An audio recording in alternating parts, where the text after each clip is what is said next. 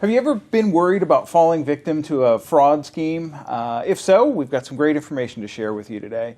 Hi, my name's Tom Marlowe. I'm the Senior Vice President of Operations here at Desert Financial Credit Union. And joining me are two experts who are going to share some great information. Theresa Fadel and John Stream, if you'd like to introduce yourself. Thank you. Theresa Fadel, Vice President of our Fraud and Business Enablement teams. And I'm John Stream, Chief Information Security Officer. Glad to be here. Thank you very much for joining us. So phishing, let's start off with phishing. Phishing's been around for 20 years or more, but it's still relevant. How is it relevant and why is it still relevant for us today? It's still around, I believe, because it works. We've got these experts out there that it's their full-time job to know how to talk to people and convince them. So it's still around where they're throwing a lot of lines out in the water and they're able to get people. Yeah, and I'll add to that. It's super easy from the attacker side to deploy thousands of messages to thousands of different people with a very specific message for each of them. In much the same way that we get emails that we can click on that the sender can track back to them, phishing folks do the exact same thing. They know when you interact with messages, they know how you interact with messages, they know what you're interested in, they know what your fears are, and they'll prey on those fears, and they'll do it thousands and thousands of times per day, per hour, per week. So you mentioned preying on fears. How do they go about doing that? The subject of the messages really is kind of a shotgun approach to what works with each person. Some folks are going to be very, very in tune with their bank accounts. So they may send you a note that says that there's been a fraudulent charge at Amazon or a Walmart somewhere in the Mideast, or not in the Mideast, in the Midwest, has just had a charge on your account. And you're initially going to be reactive to that, and you're going to click on that, and you're going to dispute the charge and interact with whoever is on the other end. While other ones maybe something tied to Social Security checks, where your Social Security check has been delayed. Click here to address that. And so really it depends on the makeup of who you are as a person, whether you're a Gen Z or a millennial or a boomer.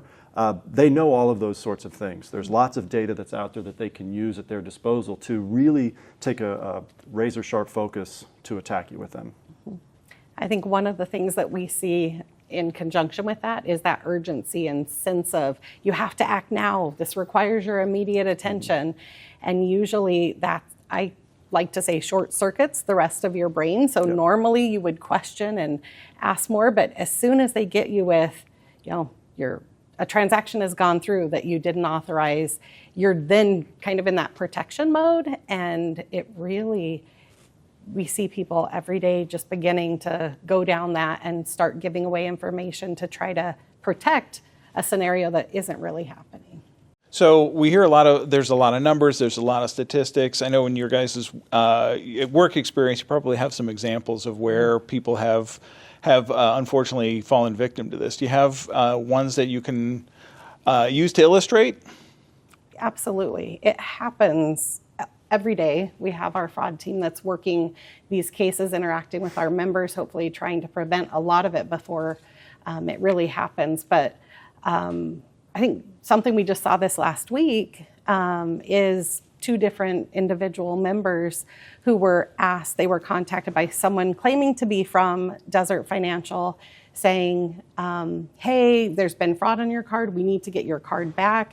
If you can put it in an envelope, write your PIN on it and leave it at your door, we'll come by and pick it up. So unfortunately, as we sit here today, it's easy to say, I wouldn't do that. I would think through it, but who knows what that story is that they were told of why, there is fraud, we need to protect you, and this is all we need you to do. So that's just a very, very fresh one.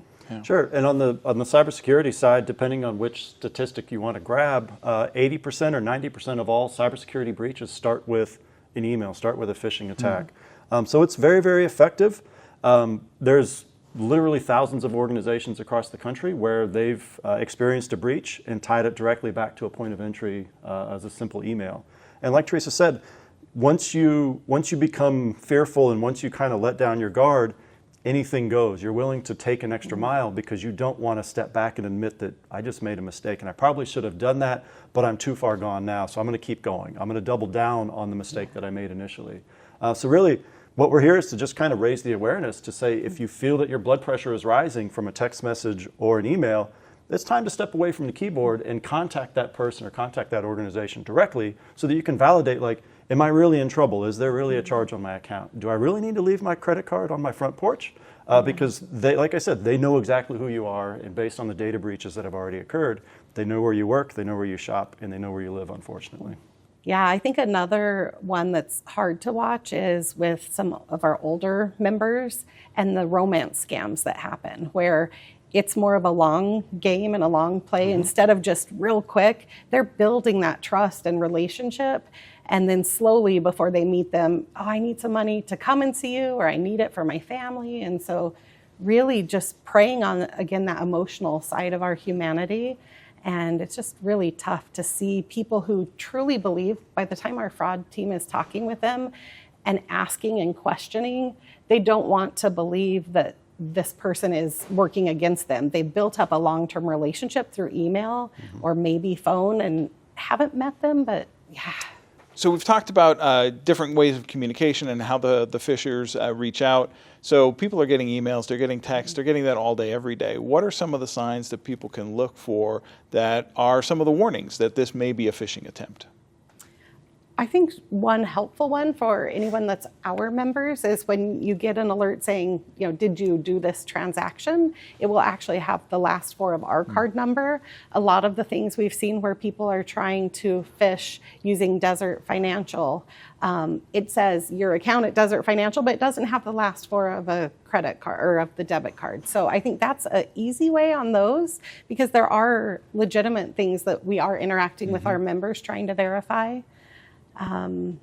But there's also a number of others of just looking at who the email came from, hovering over, trying to see if that really is the email it came from versus what the display name is. Sure.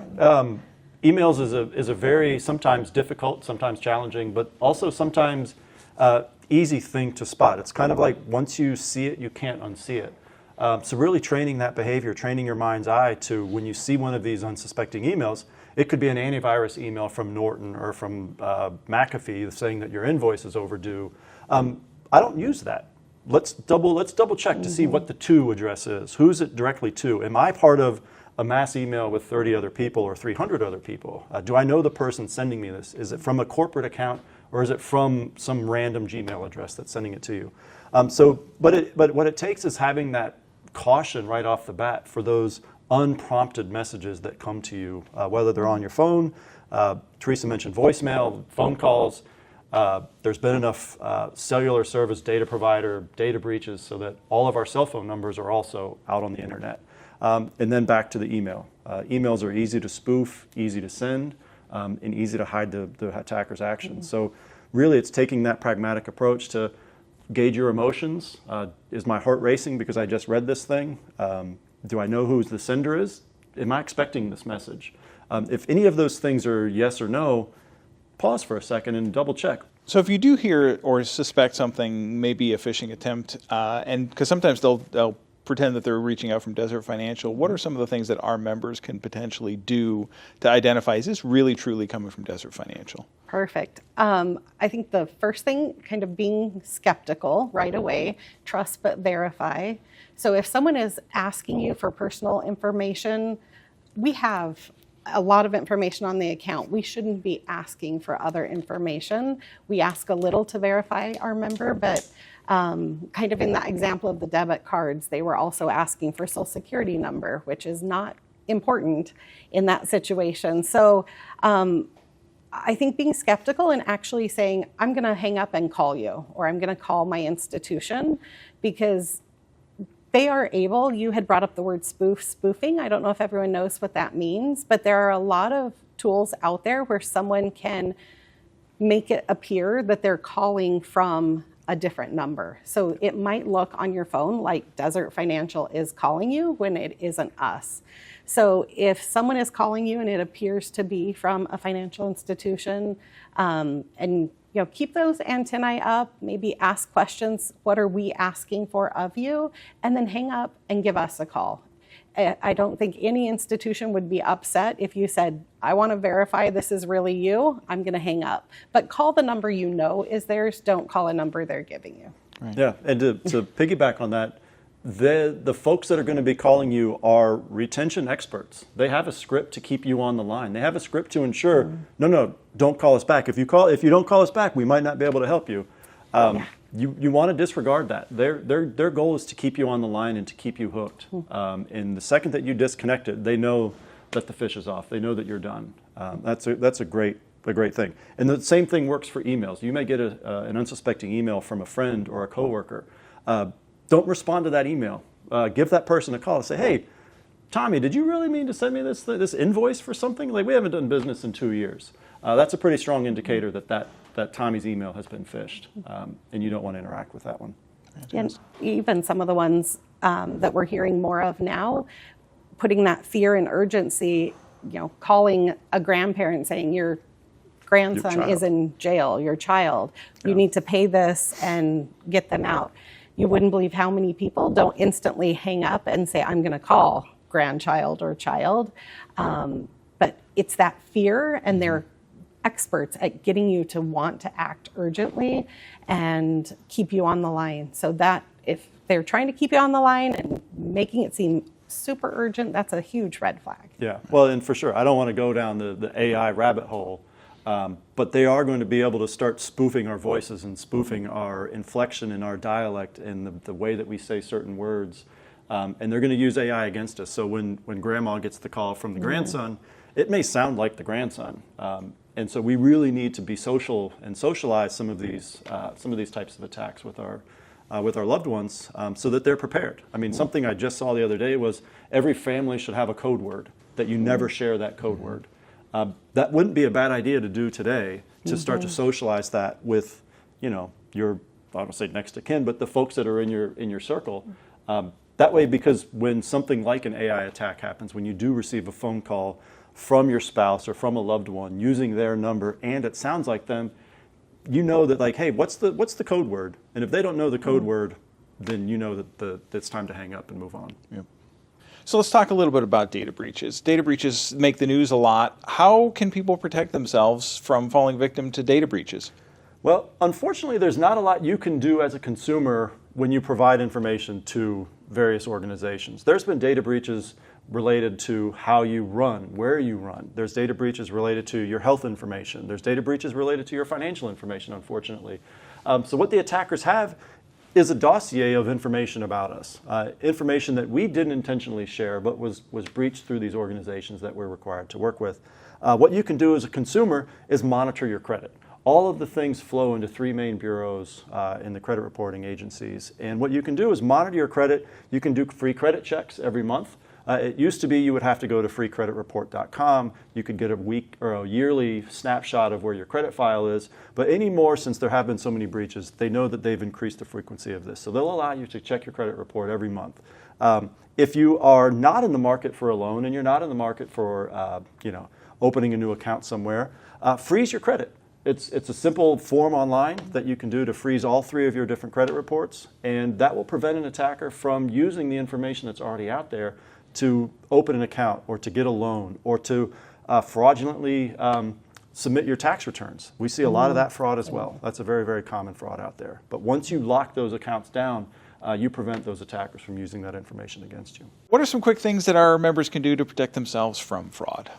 I think one of the biggest things they can do is to stop the communication if they're suspecting it's fraud. So hanging up, calling us at 602-433-7000, or if it's through text message, they can take a screenshot of that, email it over to us at emailfraud@desertfinancial.com. And if anyone is wanting to go get more information on our website at desertfinancial.com/fraud, we have a lot of information out there and we're continuing to add to it. So that's a great resource to learn more about new fraud schemes or some of the tried and true that are still happening. Always know that the attackers are crafty. The attackers know their audience and they know what you are and know what you're about. So you need to be cautious. You need to be on alert because they don't give up. They only need to be successful once. You have to be successful 100% of the time. So the first order of business is to socialize how they attack. The things like phishing and things like text message attacks are extremely common, and they're definitely a fire and forget broadcast type of message. So you don't want to let down your guard, because they're going to continue to try and figure out a way to get into your account or get into somebody else's account. I keep separate email addresses. I keep my banking in one email address and all of my shopping and consumer stuff in another email address. So that way all of my junk goes over here, but the important stuff goes over here, and I don't give my important account out to anywhere else. I share with my loved ones. I talk to my parents about it. I talk to my wife's parents about it. I talk to my children about it. I really try to socialize the types of threats and the types of defenses that we can take, because together we can bring the noise down and stop some of these things. Because like Theresa said, and like you said, Tom, they're really effective and they're really good at it. And so if we can keep our people out of it, the better off we're going to be in the long run. I think you hit on so many good points, but making sure that we're using a little bit of caution or discernment, questioning.